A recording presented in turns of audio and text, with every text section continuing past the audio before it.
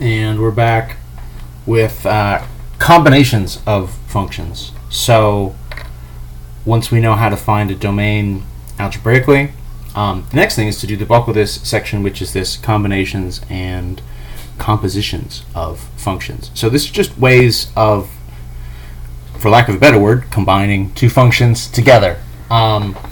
And so our combinations are going to be essentially just based on our sort of four main operations: plus, times, minus, and define. And divide, not define.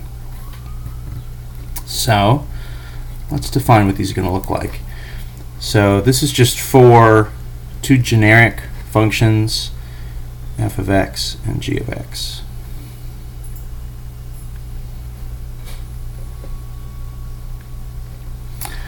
So what we have is f plus g of x, f minus g of x, f times g of x, and f divided by g of x. And the good news is these are exactly what you would expect them to be. This is just going to be taking the two functions, f of x and g of x, and either adding them together, subtracting them, right, f of x minus g of x, multiplying them, right, f times g is just f of x times g of x, or dividing f of x over g of x. Right, so this is more or less exactly what you would expect if you were kind of making these up. If I didn't actually sort of tell you anything, I just said find these four things, I almost can't imagine you doing anything besides exactly this. What we have to consider when we do combine these functions together is how does that affect the domain? What would the new domain be?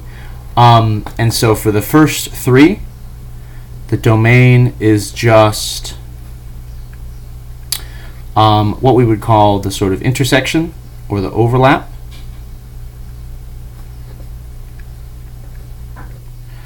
of the individual domains for f and g.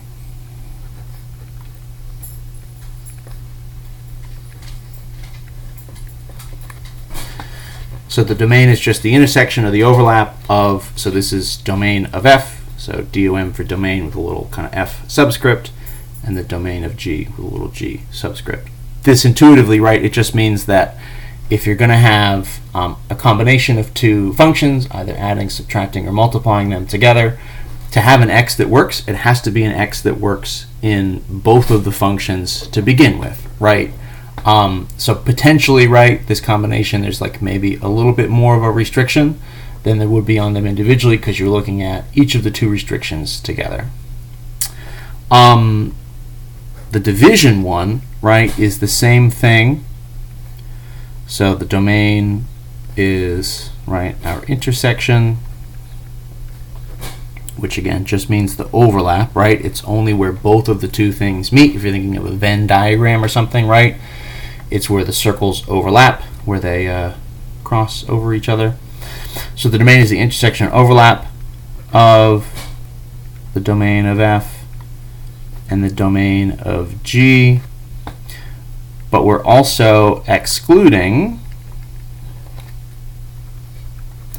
so any x's where our new denominator, right, g of x is equal to 0. So it's the same basic idea, right? It's this overlapping value. The sort of extra piece here is it's just that, okay, this is the intersection, but also we just have to make sure we don't end up dividing by 0, which means that the g of x function itself, if it equals 0, which in theory on its own is fine, now that it's part of a fraction and it's in the denominator position, that's no good, right? So if we get an x where the g of x equals 0, we have to make sure we exclude it from our denominator if we're doing this, like f divided by g. Let me show you what this would look like. Let me sort of pick two relatively simple functions, and we'll just sort of run through this pretty fast. So for example, let's do f of x is like root of, right, x minus 4, and g of x is something like x squared plus 3. So this is a root function, right? This is a polynomial. We should take a minute and sort of just individually identify the two domains before we do this like plus times minus and divide.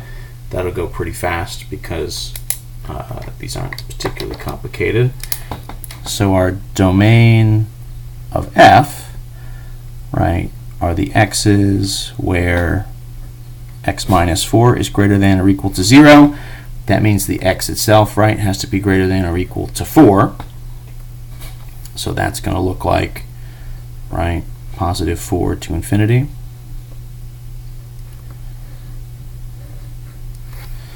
This guy is just polynomial. So our domain for g is just all real numbers. So we just kind of want those two things in our back pocket.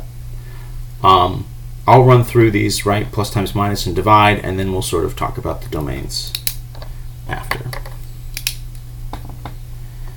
So let's find, right, f plus g, f minus g, f times g, and f divided by g.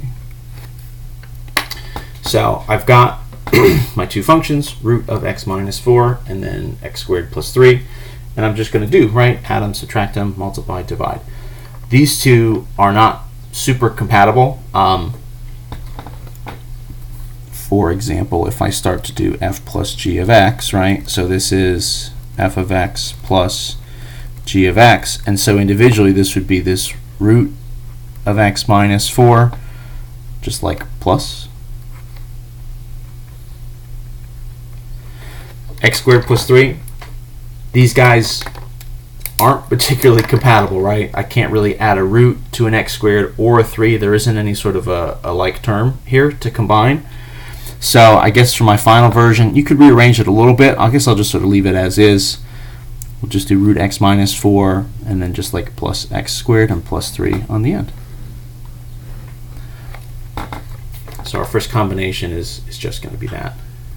2 showing up. This is just a square. There we go. You can imagine, right, f minus g is going to go pretty similarly.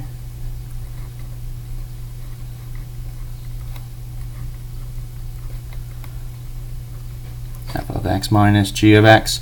So pretty much the exact same patterns, just that we're subtracting in between rather than adding.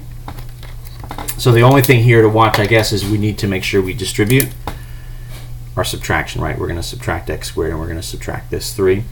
But we still have the sort of basic layout, which is that these guys aren't particularly compatible with each other individually.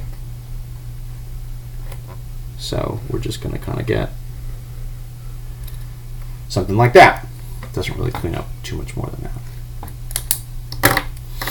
Multiplication, f times g.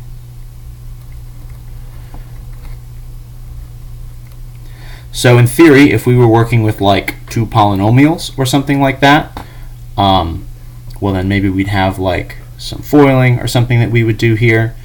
As it is though, right, this is sort of this square root times a polynomial. I guess you could distribute a little bit if you wanted to, although it's certainly not necessary, right? You could kind of call this, okay, so like x squared times the root x minus 4, right, plus 3 times the root x minus 4. Is that like better or worse than just having them kind of side by side? I don't know. That's kind of a judgment call. I would maybe argue for myself I would leave it like that, but just so you can see anything, just so we're not just so it doesn't seem like we're sort of sitting here twiddling our thumbs, I guess. We'll do that one thing. Our domains, right, for all three of these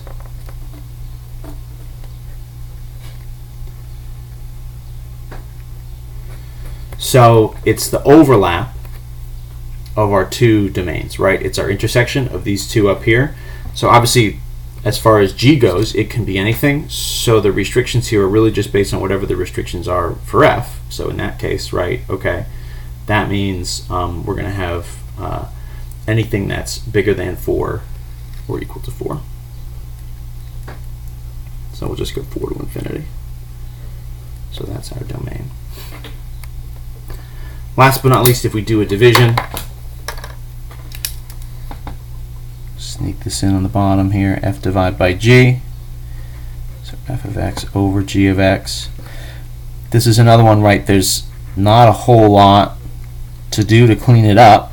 We just kind of get, right, root of x minus 4 over x squared plus 3. There is almost no way to really break this up or change it or clean it up at all. It just kind of is what it is. So the only thing here to think about, I guess, is our domain. Does this change at all based on these other ones? So we certainly know, right, that we have to be greater than or equal to 4. If we look at the bottom, right, g of x, we just have to make sure that g of x is not equal to 0.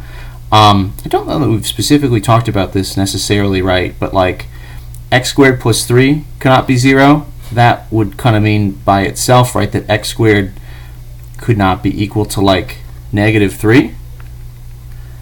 But that never happens anyway, right? Because x squared is always positive, right? So we're never going to hit negative 3 if we're talking about x squared. X squared is always going to be a positive number. So this never happens. This doesn't really get us. So we have like no new exclusions, right? We're just going to sort of run with this same restricted domain that we had before. So our domain here is still just going to run from 4 to infinity. We'll call it a day. So that's the basics of it, right? It's pretty straightforward. Obviously, if you have, two polynomials or something, you can do a little bit more as far as combining these functions go. Basically, we're just kind of adding, subtracting, multiplying, dividing. It goes pretty simply. It sort of is what you would expect.